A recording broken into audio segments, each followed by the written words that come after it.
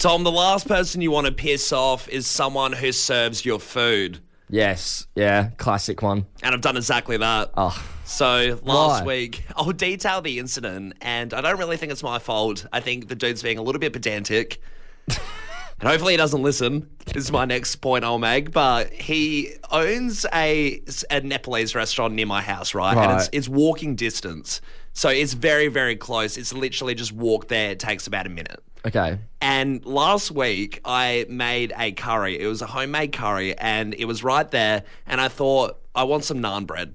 Yeah. And what am I going to do? Well, there's a Nepalese restaurant right down the road. So I'm going to get a naan bread from there. Why didn't you just get some when you were getting the stuff for curry? Well, because I didn't think about it. I just don't really think about getting naan or making homemade naan. And I just had the curry there. So I thought, what do I want in this moment? I really want it. It's right there at the shop. Sure. So all I order from him, I go in the shop and I go up to the counter and he expects, the grand works, whatever. Yeah. I order, a few different things. But I go up to the counter and I say, hey, just 2 naan. Guy looks at me like, okay, what else do you want? And I say, no, just 2 naan. I've made my own curry. Yeah. Well, I didn't say that to him, but it's pretty implied. Yeah. So I've ordered the 2 naan, and then he was really begrudgingly gave it to me, sort of handed the bag over pretty forcefully, didn't really say much. It was like he was a bit pissed off. Right, okay. I was like, this is a little bit odd. I mean, I'm still giving you money. I'm still giving the shop money, even if it is only 2 naan and it's probably worth $8 or something. What kind of naan are we talking? Garlic? Garlic cheese. Garlic cheese. Yeah, the hybrid. So you've gone like the most expensive naan. Yeah, I've got gourmet naan from him. I'm not skimping You've tried out to on make it up to him. I'm not skimping out on a plain roti or anything. I'm giving you the works. And then it comes the second night, right? So it's the next day. And then I have the leftovers of the curry. You haven't done it again. And I thought, geez, you know what I'd really love right now that would go with this? Bit of naan. Go to the shops. So I ring up and I ordered the naan again. I did the same thing, but this time, I don't know why I was so anxious about, not wanting to upset the bloke by getting such little food, but I added some samosas to the equation to dilute the awkwardness. I thought if I add a little bit more food, he won't be pissed off. Yeah. I go there, right? Go to pick up the 2 naan, some samosas. I reckon the guy called me Carl. Carl. He full well knows it's Callum. It's on the register. The guy's just screwing with me now. I think he hates me for ordering such little food. And now I've pissed him off. Now I feel like if I go, even if I just want naan, I have to bulk up on all these curries that I'm not going to eat just so I don't upset the guy. Look, we want to open up the text line here. What's your annoying order, Adelaide? I feel like we've all got one, right? Oh, surely. And it doesn't have to be, me ordering such little things. It could be a coffee order that's really annoying. Just something that might tick off the person on the other side of the counter. Yeah. Is that, doing the vegetarian option, taking things out, putting things in. Yeah, maybe it's you're going to a fast food joint and you want to completely overhaul a burger that you're getting. Oh, those people that take out everything and it ends up just being bread and sauce. What the hell is the point of going to a fast food place if you're just doing that? Just do that on a slice of Wonder White at home. We had so many annoying orders coming through. We love to hear it. And let's kick things off with Nicole in Gawler. Good morning, Nicole. How are you? Yeah, good, thanks. How are you? Very well. Hey, what's your annoying order? So I go to McDonald's and I get a free cup of water with ice. Right. Okay. So how regular is this? Is this every day or? Yeah, this is daily. So I'll go for a walk and then I'll go through I go to the register and they're like, oh, do you want a bottle of water? That's $4 or whatever. I'm like, no, I want my free cup of ice water, please. And they just look at me so dirty. They hate it. See, it's hard. I feel like they can't really complain because it's not like a family business where you're skimping them out on water and stuff. It's McDonald's. They can't. They're making enough money as it is. Yeah, Who it's cares like if you're just getting water. It's like the ultimate loophole you've got there, Nicole. Oh, it's pretty good. I save myself so much money. Have you ever thought of getting your own water bottle, though, and just taking that on the walk? Yeah, but how annoying is it carrying a water bottle on a walk? Have you thought about... Yeah, fair enough. Have you Can't thought- complain with that. You should get a backpack that you suck out of. Get myself a Camelback, yeah. Yeah. Or bring your water bottle into McDonald's and see how that goes down. As if you're siphoning gas. Good on you, Nicole. Thank you. Josh from Para Hills, tell us, what's your annoying order? Yeah, g'day, boys. G'day, mate. It really gets them angry. So I go to the my local supermarket deli and I ask for very thinly sliced Devon, approximately 1.5 millimetres thick. and they get so triggered because they're like, "Oh, we've got stuff in the window. Do you want that?" And I'm like, "No, it's too thick. I want specifically the 1.5." And sometimes it's peak hour, and there's that many people waiting, and then they get the Devon and they slam it on the counter, and they start like adjusting the slicer to the right thickness, and I'm public enemy number one. So at my local you are supermarket. their living nightmare, when the shop's about to close up and you're getting that. And I like how you say approximately 1.5 millimeters thick. You know exactly what you want. You know exactly the measurements you're rolling in there with. Yep, it goes well when you roll it up with hot chips. So that's why I do it. Josh, I completely understand where you're coming from. You always want it thinly sliced. Doesn't matter what meat you're getting, whether it's Fritz or, salami. You want it nice and thin, not what they've already pre-cut. Yeah, that's right. And how long has that been sitting in the window for? So, you're getting a better product too. How long are you willing to wait, Josh? For them, if it was peak hour and they have to do all the cutting, are you going to wait, 10 minutes for them to cut it up? It doesn't take that long, but it's just more the fact that they've got to go into the fridge, come out with a big bung of Devon, and then they adjust the slicer, and they just get so mad. It's all worth every it. time. Good on you, Josh, mate. Thanks for getting involved. Let's wrap things up. We got Adam from Lewiston on the line. Adam, do you have an annoying order? How are you, legends? Very good. Good, mate. And yourself? Good, mate. Good. I've got to confess, it's not a standard order. It's just when I go in to get my coffee in the mornings, depending on the attitude of the barista, if they're seeming sort of overprivileged and not wanting to be there, and they, a little bit nasty, I just say to them, "Can I have a white coffee, please, with 12 sugars, but don't stir it, I don't like it sweet." Do you get them? So you get them to froth the milk. You're getting like an adult baby chino. An adult baby chino, white, 12 sugars, don't stir it, I don't like it sweet. And will you actually drink this coffee, or is it purely out of spite for the barista? Hell no. Hell no. I'll take a sip out of it and go, too sweet, not interested, walk out. So what does the person have to do? What does, the 16-year-old who's just got their casual job, have to do to piss you off enough to pull this trick? To look at me when I walk in the door, like I made them get out of bed at 6 o'clock in the morning to make me my coffee. You've made your decision before you've even said hello. As soon as I lock eyes on him, I know what I'm doing. He's in for the strike. Adam, we have a rub pack thanks to Weber, Myland and Jeps Cross. It's valued at $150. It's coming your way. Well, let's go. Cheers, Adam. Good Thanks, on fella. you. Good on you, mate. Thanks for getting involved. Pass Up came along. I'm going to make him an offer he can't refuse. We've been asked to try our hand at acting. Yes. And neither of us know anything what we're doing, but we thought it'd be a bit of fun. Oh, yeah, definitely. And it's one of those, every meeting we've kind of had at the end of it, we think, what the hell are we doing? We don't know anything about this. So let's give it a whirl, see what happens. Maybe a soap opera like Neighbours. That's all we're hoping for. I'm hoping for the bold and the beautiful, actually. We'll go separate ways. So yesterday we went down to an office to run through some things, meet some people. And what do you do when you meet people? You shake their hands. Well, it's only formal. Right? I feel like shaking someone's hand on first meeting is really make or break, Oh, right? big time. I mean, it's literally the non-verbal, first impressions. You slip this up, you're done for. Yeah, absolutely. People judge you on a handshake. And Callum, there's only two people there that we're shaking hands with. I've gone one way, you've gone the other. Yeah, it's not a big clientele. There's not, there's little room for error. There's not heaps of people, right? No, yeah, exactly. And I'm shaking one guy's hand, and I hear from my left, Callum, you're shaking this lady's hand, and I hear her go, "Wow, great handshake." Oh, couldn't be better. It's even, like I said, the handshake is formally non-verbal. That's all it has to be. So when you get a verbal response to a handshake and someone says, "Damn, nice handshake," you're a winner. And what did you say? You didn't say thank you. I turned around and I said, "Yes, I've been practicing outside."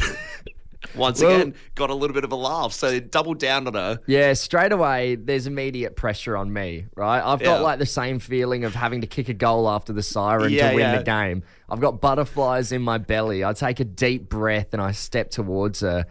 I reach out for the shake. I've got clammy. I'm even just talking about it. My hands are getting clammy. Or you're being thrown back to the situation. Look, I was quite nervous. There was you had a very good rapport from the get go. This is make or break for me. Yep.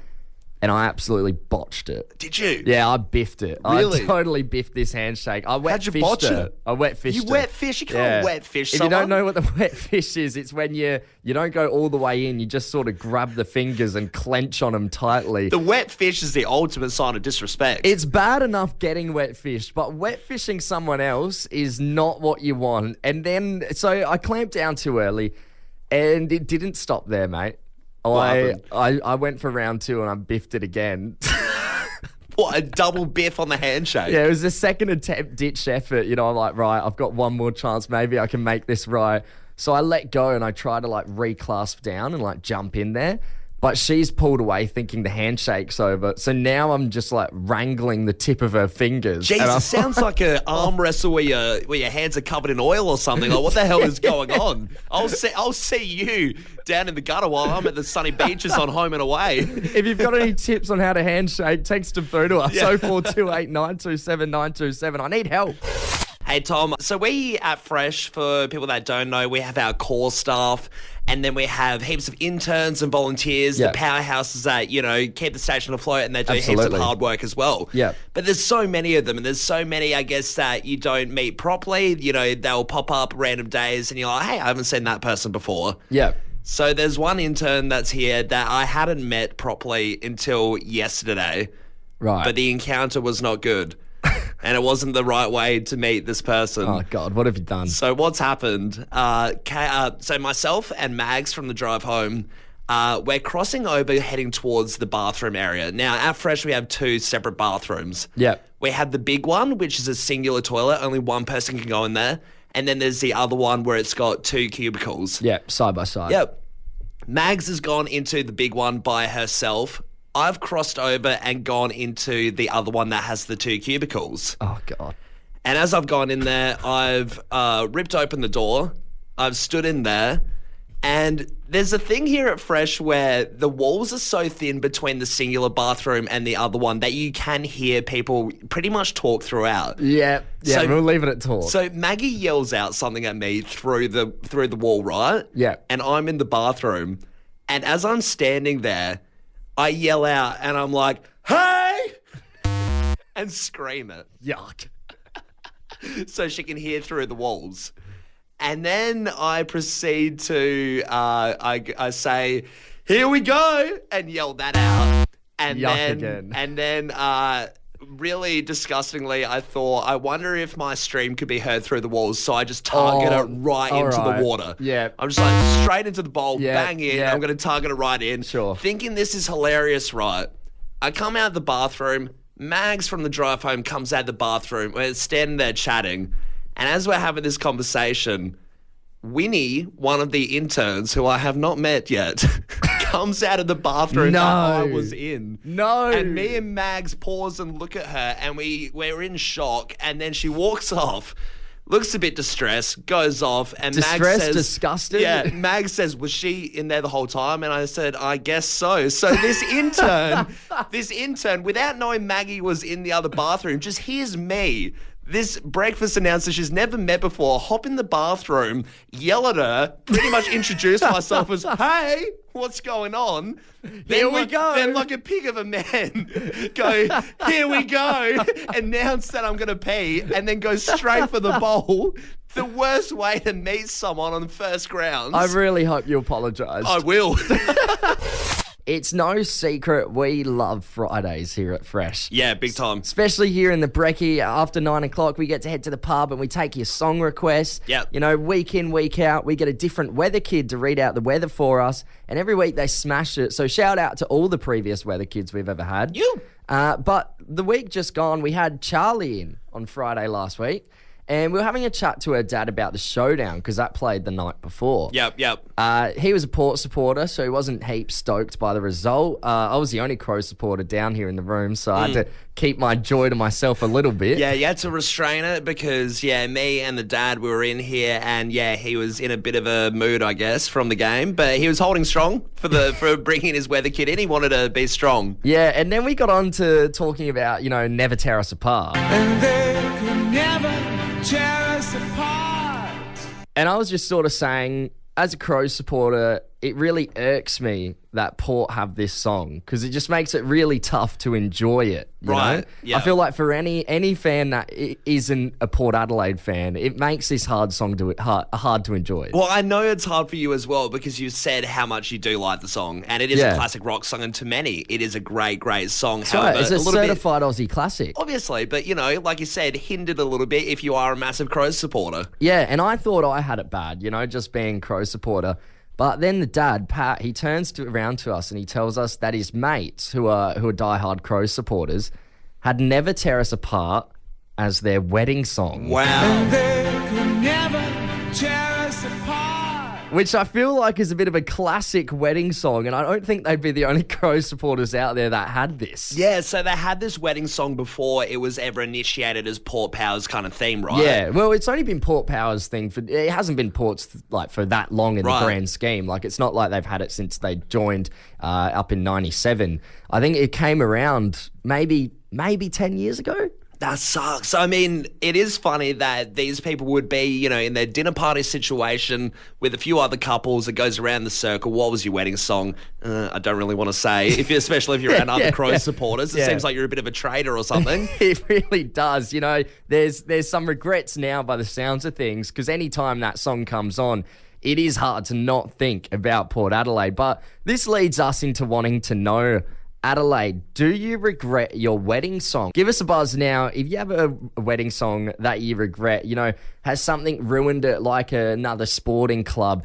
Has the artist been in some hot water maybe? And now you're like, oh, geez, that's dicey. Oh, big time. There'd be so many artists out there that have done something dicey where you're like, maybe, you know, don't want to mention that was my wedding song back in the day, or you can't, you know, redo it. Maybe it's just a bit of a cheesy song and you just straight up don't enjoy the song anymore. Why did I do the Macarena? Why? Who chose that? We got some coming through the text line, Callum. Somebody's texted in here saying, good morning. Our wedding song was Foster the People's Pumped Up Kicks, but an acoustic version. Sounded nice and beautiful. Then a couple years later, we found out the meaning to the song. Yeah, it's a bit of a dark meaning behind that one. If you don't know it, you can Google that for yourself. Well, horrible meaning, and I feel like that was a funny one because the meaning's always been there. The meaning's always been there since that song originated, but it was only a few years after everyone sort of collectively thought, oh, crap, that's what it means. It took a while for people to click on the meaning of that song. Oh, I don't doubt that it would have been a great acoustic cover at a wedding, though. Oh, yeah, absolutely. Yeah, I mean, would have been a great pick if you didn't know the meaning. Yeah. Hey, got another text that came through here from Josh. Texted in saying, what about a best friend that stole their best friend's wedding song? Jeez. I know this couple that stole their best friend's wedding song. Their weddings were 3 months apart and they knew that it was the song that defined their relationship through tough times. But they took it anyway and it caused a walkout. Wow. Haven't spoken since. Jeez, I mean, weddings are high pressure, aren't they? And the wedding song is one of the biggest things. It's that and the flowers. Yeah, catching that bouquet. Yeah, exactly. You steal the flowers, you know, steal the song, you're in the wrong. Hey, that's the saying. Hey, we've got Belle from Mitchell Park on the line. Belle, good morning. Do you regret your wedding song? Yes, I do. I do. Not because it was a bad song. It was Snow Patrol Chasing Cars. Oh, yes. Song. Great song. Isn't it? However, we're in the middle of a divorce. So I Sorry to hear. It's such a beautiful song, and now I hear it, it's like, Right, You can't listen to it now. So, yeah, it just literally reminds you of the marriage. Oh, you know, of choices we could have made differently. Hey, you know what? Maybe a remix of it will come out and it'll change it up a little bit.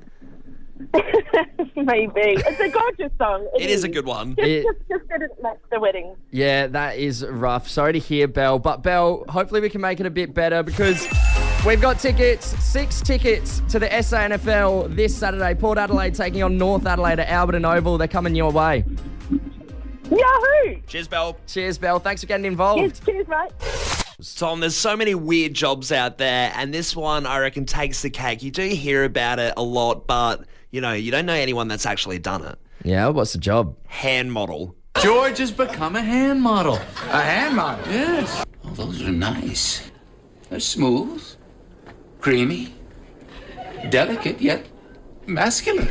Yeah, so Domino's, obviously the huge pizza chain, is looking for a hand model for the next set of pictures and everything. Right, just the hands. Just the hands, all the hands, no face, just hands. So, like, what do you need to do to be able to required? Like, I don't think I could get in with my nubs biting my nails. Yeah, no, I've got the nubs. I've got a scar on my hands. Yeah, so I've got scars rough around the edges, battered up person eating a pizza that they're going for, then probably not. Yeah. If they want the everyman, then I'm your guy. The jack of all trades.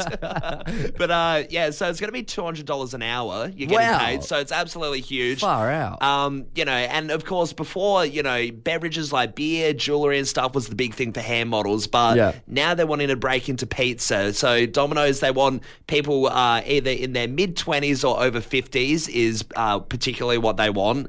I guess they want, clean, smooth, I don't really know. They haven't said. Creamy, yeah. Delicate, yet masculine. Everything Kramer said, I guess. Yeah. But yeah, they pretty much just want someone to be able to look good holding a pizza, whatever that means to them. Right, so like pulling a slice away? Yeah. So in your demo tape, so how you do it, you apply online and in the demo tape, you have to send a video or a few pictures of you just pretty much eating a pizza.